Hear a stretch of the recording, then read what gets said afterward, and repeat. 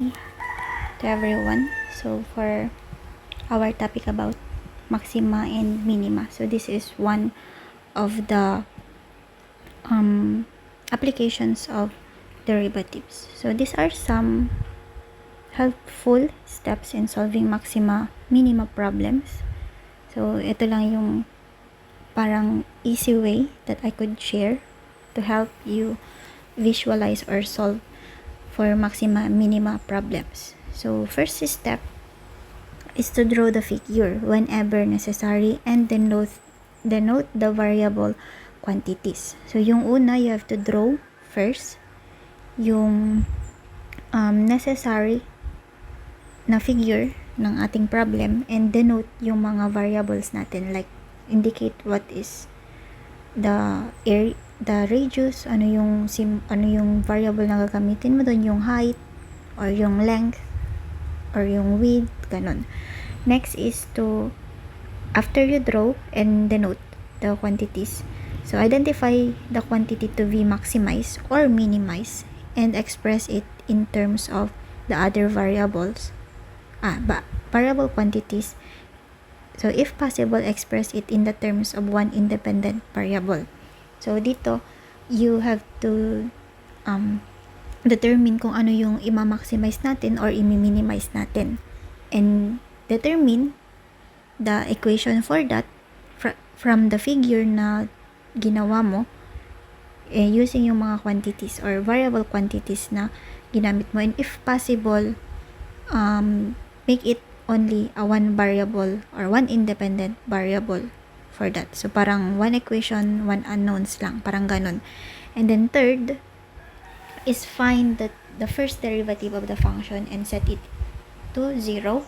So the roots of the resulting equations are the critical values which will give the desired maximum or minimum value of the function. So use the conditions in maximum and minimum values, which is yung discussions natin nung face-to-face with the maximum and minimum value. So use yung mga conditions doon na discuss na natin.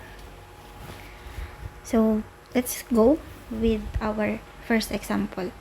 So we'll use those three steps. So meron tayo dito, a closed cylindrical tank is to be made with a fixed volume of 500 cubic meter. So find the dimensions of the tank which will require the least amount of the material in making it. So sabi niya least amount, meaning magkakaroon tayo ng minimize or magmi-minimize tayo ng material to make the cylindrical tank. So cylinder siya. And yung cylinder natin should have a volume of 500 cubic meter. So yung problem lang, ano yung radius ng ating cylinder, ano yung height niya, to get the maximum, the least amount of material that will result pa rin sa volume na 500 cubic meter. So ito yung step number 1. So we have to draw and denote. So ito yung drawing ng cylinder. So I denoted yung base natin. So we have radius. So yung radius na, I just denote that as R, and yung height niya, I just denote that as H. And also let, so from our pre-calculus na subject, yung mga discussions natin, like the prisms, so you have to recall all of that. So dito, we will use the volume, the surface area, the lateral area of the cylinder. So you have to recall that one. So let's say that SA, that is the surface area. Yung AB naman, that is the area of the base. So yung base natin is circle. Then LA is the lateral area, so yung area around the cylinder. And V as the volume of the cylinder. And we should know that that is a fixed or constant siya kasi naka-indicate sa problem. So fixed or constant yung ating volume. So this is step number 1. Step number 2 is to determine what is the quantity that we should minimize. So from this problem, sabi niya dito, we have the least amount of material. So ano ba yung material na sinasabi niya? That is the surface area of the cylinder. So i-minimize natin yung surface area but we have to yield yung steel na 500 cubic meter na volume. So we have this one, and you have to express it in one independent variable. So meron tayong dalawang hinahanap dito. Sabi niya, dimensions. So meaning we have to get height and the radius that will yield the least amount of material. So from that, we have this one. So from our pre-calculus, the surface area of a cylinder is 2 times the bases. Or ito, kunin natin tong area ng circle, yung base, isang base natin, times 2 natin kasi pareho lang naman yung dalawa, then plus yung lateral area. So yung surrounding the cylinder. So we know that the area of a circle, that is pi r squared. So times 2 lang yan kasi dalawa yung base. Next is yung lateral area from our discussion sa pre-calculus, that is 2 pi r h. So simplifying this one, we have, so the common naman sa kanila is yung 2 pi. So we have to bring that out. So magiging the surface area is equal to 2 pi r squared plus r h. But we know that the volume is fixed, and the volume is equal to pi r squared h. So again, from our pre-calculus, so we have to get the value of h in terms of r, or pwede rin naman r in terms of h, depende lang sa mas madali. Pero mas madali kasi yung h in terms of r, or yung height in terms of the radius. Kasi pag radius in terms of height naman, meron pang mga square root dyan. Magde-derivative kayo mamaya. So the easier way na lang. So from the formula of volume, that is pi r squared h, so we have h is equal to volume divided by pi r squared. And note again, yung volume is constant siya. So we have to substitute this one dito sa equation ng surface area. So substitute h para maging isang variable na lang siya. So we have surface area is equal to 2 pi times r squared plus r times v over r squared. So ito, yung v over pi r squared pala. And then just cancel out yung r dito and yung isang r dito sa r squared. So we will have the surface area is equal to 2 pi r squared plus v over pi r. So we know that yung variable na lang natin ay yung r na lang. Wala na yung h, which is, that is also a variable quantity. Itong v naman, hindi siya consider na variable quantity kasi constant yan. So ito na yung pinaka equation natin that we will use to differentiate. So differentiating that one, so ito.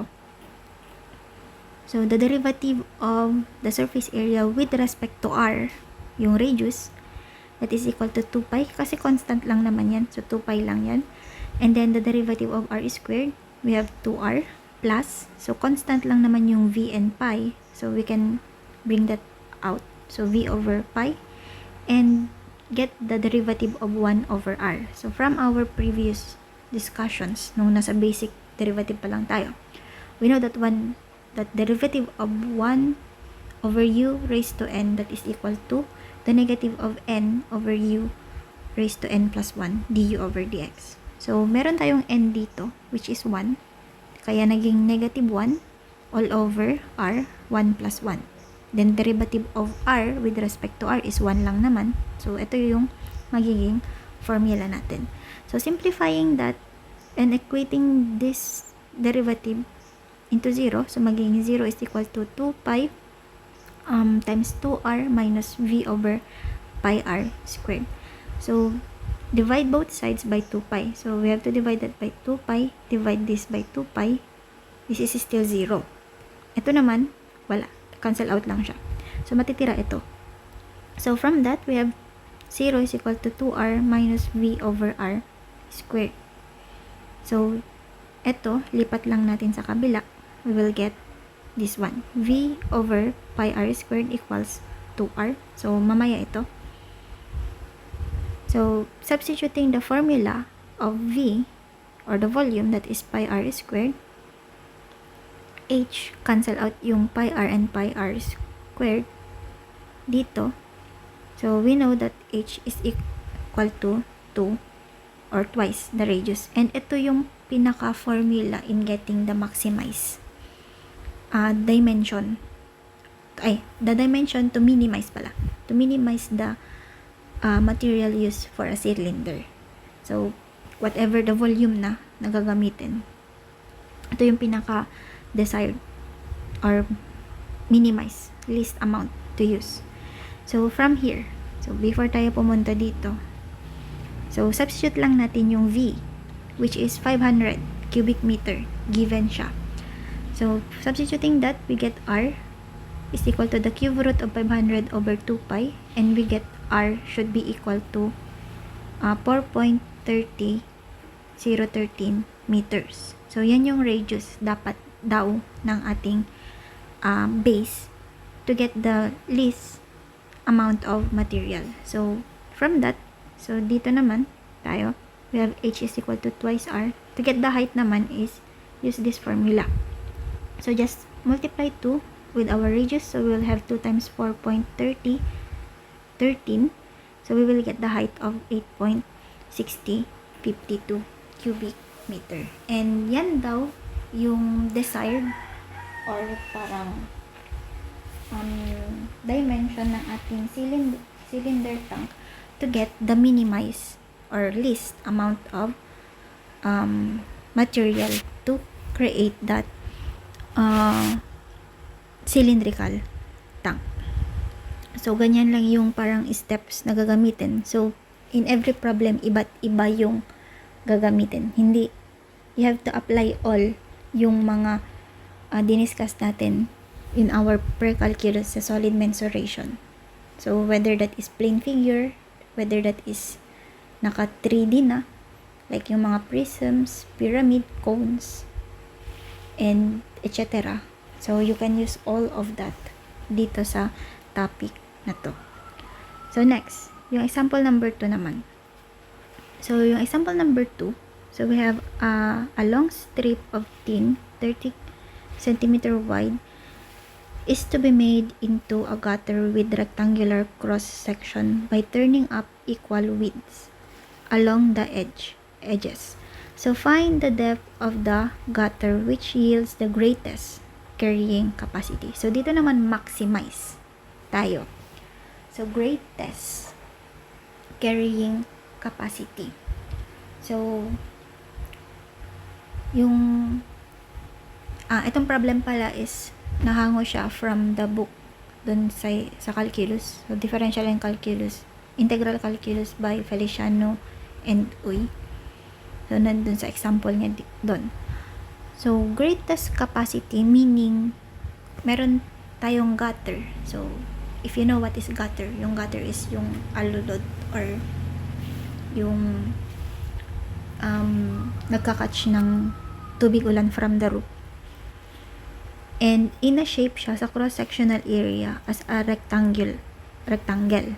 So, meron tayong length, meron tayong width. Ano daw yung depth daw ng gutter na yan to get the greatest carrying capacity. So, greatest carrying capacity, volume yan, pero wala naman siyang binigay kung gaano kahaba yung gutter. So, meron lang tayong cross-sectional. So, from that, whatever yung length ng ating gutter na, so, yung cross-sectional area na lang yung ima-maximize natin for that. So, ito yung sinasabi niyang strip of tin. So, ito. So, yung meron tayong 30 cm wide. So, this one, 30 cm wide. And yung dalawang sides niya is parang matutupi yan, pataas. Magiging ganito. So, from this view, so, dito ka, magiging ganito siya. So, yung side na to, we have to tupiin natin yan, pataas. And then, also, with this one, pataas din. To create a rectangular cross-sections. So, indicating lang yung variables. So, parehas itong side na to and this side, which we will indicate the length of that is x. And that is also the depth of the gutter na rin. So, x. And we know that yung whole of that is 30 centimeter. So, kaya ito would be 30 minus 2x. Kasi dalawa ito. So, 2 times x. So, in putting that dito sa rectangular cross-section natin, so, itong width niya would be x at both sides. And then, yung length naman is 30 minus 2x. So, let x the depth of the gutter. So, ito yung depth ng gutter. And A is the cross-sectional area. So, yan yung mga gagamitin natin na variables for this one. So, sunod, yung step number 2 is to determine which is yung ima-maximize natin. So, sinabi ko kanina, yung ima-maximize natin is the area or the cross-sectional area of the gutter to get the greatest carrying capacity. So, ano ba yung area ng ating rectangle? So, we know that the area of the rectangle that is equal to the length times the width. So, yung length niya is we have 30 minus 2x while yung width niya is yung x. So, ganyan. So, simplifying our equation, we have the area is equal to 30x minus 2x squared. And ito na yung equation that you should differentiate to get the maximum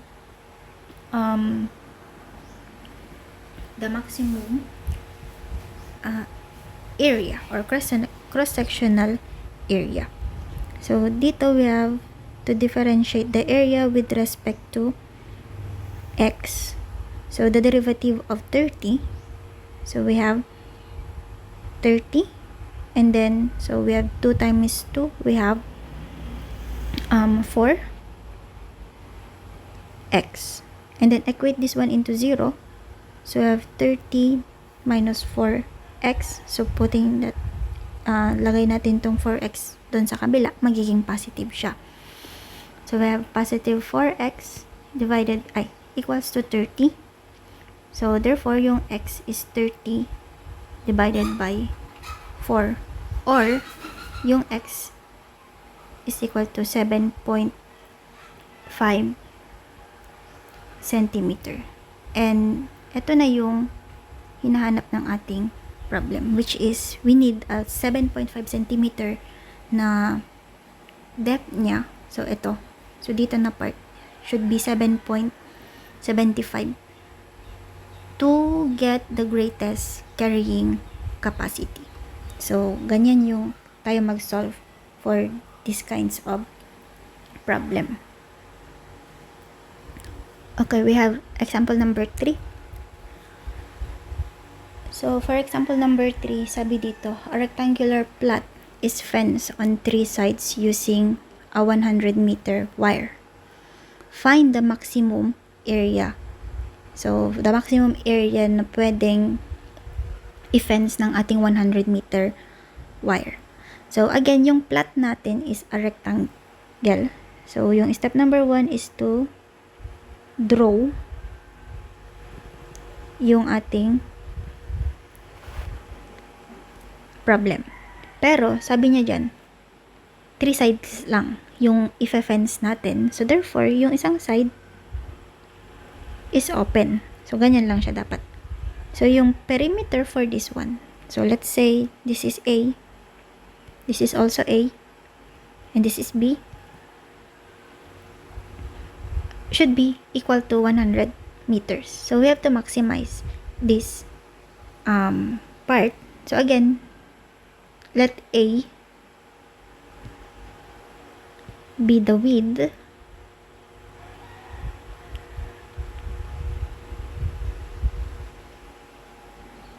and B the length of the rectangle. So we also have the area as the area of the plot.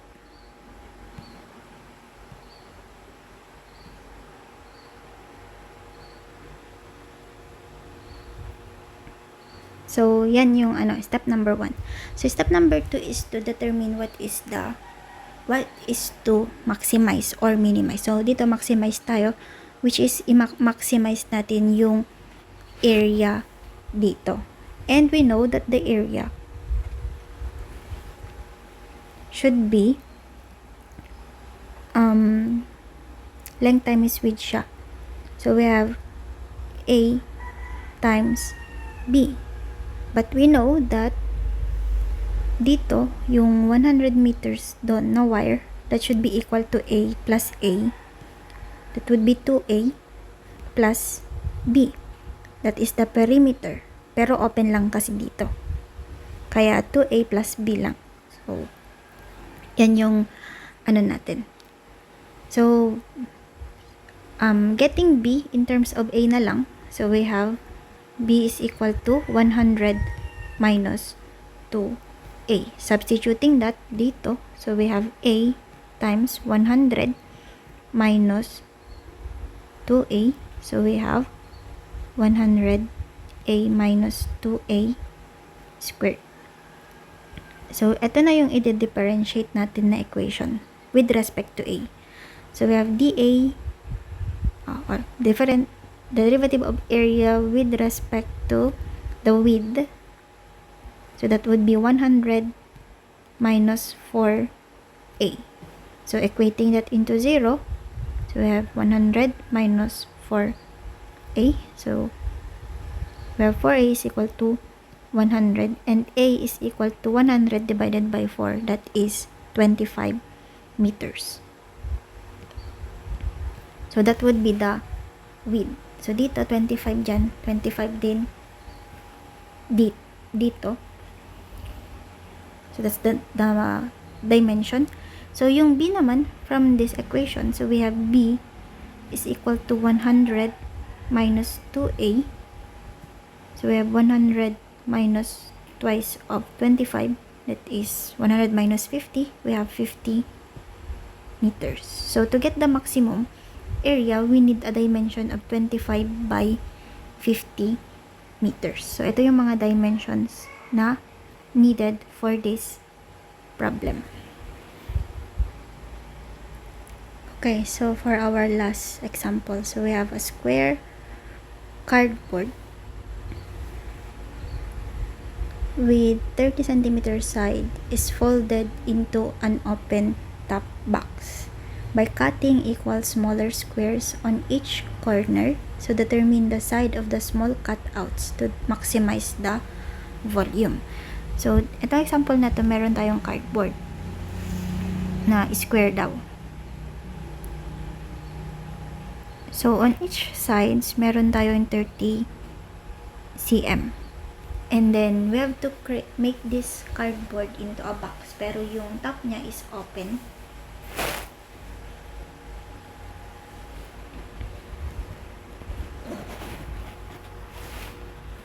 So,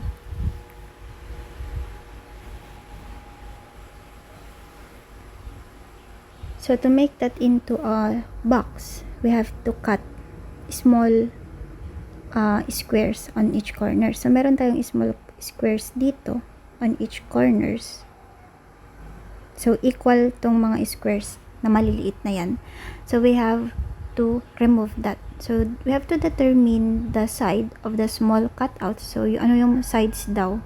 So, let's say we have X, smaller values for that. To maximize the volume. So each small squares ay meron tayong X na sides. And then, yan yung hahanapin natin na value. So, yung gagamitan pa natin dito, since volume yung i-maximize, we need the volume of the box. And we also have to, so hindi naman niya sinabi na cube yon or anong klaseng prism siya. Pero, 6 faces siya, pero yung top is open. So, pwedeng maging rectangular parallelepiped siya, or pwede rin din siyang cube. So, depende yung kung ano yung makukuha nating value of x mamaya. So, let x be the side of the smaller cutout.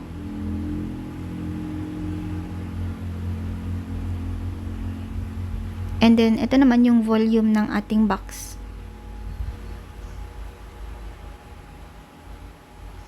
So, yan yung mga, step number 1 pala. So, yung step number 2 is to determine what we should be maximizing. So, step number 2, alam na natin, yung maximize natin yung volume. So, we have to get the volume of the rectangular parallelepiped. So, assume na lang na rectangular parallelepiped. Meaning, yung volume for that is length times width times height. So, let's say na lang, so, di pala tayo tapos sa step number 1. So, this is also x. So, therefore, etong natira would be 30 minus 2x siya, and then yung ano ba, so ito yung box, so you can imagine. So let's say itong height niya is x, ito is 30 minus 2x. So same true with this one, 30 minus 2x din dyan, kasi same. Dito na part is 30 minus 2x din, kasi this is x also. So, in getting the volume, that is the length times width, length times width times the height. So, magiging x times 30 minus 2x. So, times 30 minus 2x, or let's say, square na lang yan. So, yung volume natin would be this one. So, since one variable na lang to, ito na lang yung i-differentiate natin. So, getting the derivative of volume with respect to x. So, we have, what's we call this one? The product rule for this. Or if you want, you can expand this one kasi square lang naman yan, pero mag-product na rule na lang tayo. So, we have x, the derivative of this. So, we have 2 times 30 minus 2x. So, minus 1 to. So, 1 na lang yun. Then, we have to differentiate yung nasa loob. So, we have negative 2. So, plus, copy the 30 minus 2x squared. Then, get the derivative of x that is equal to 1. So, simplifying this and equating into 0. So, 0 na lang yan. So, we have negative 2 times 2 is we have negative 4 x times 30 minus 2x plus 30 minus 2x squared.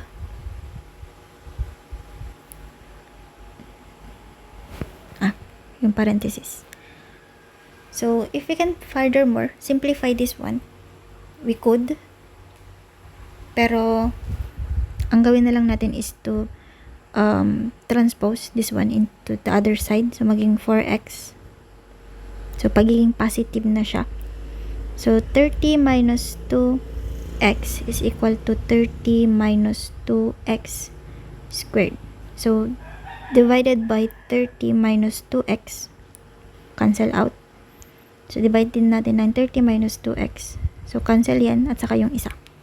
So, matitira na lang is 4x is equal to 30 minus 2x. So, lipat lang natin to dun sa kabila. Magiging 6x is equal to 30. Therefore, yung x natin should be 30 divided by 6 is 5 centimeters. So, ito na yung side ng ating smaller square cutouts, which is dito na side na part. So, ganyan lang kung paano mag-compute ang maxima and minima. So, for the next topic would be the related rates.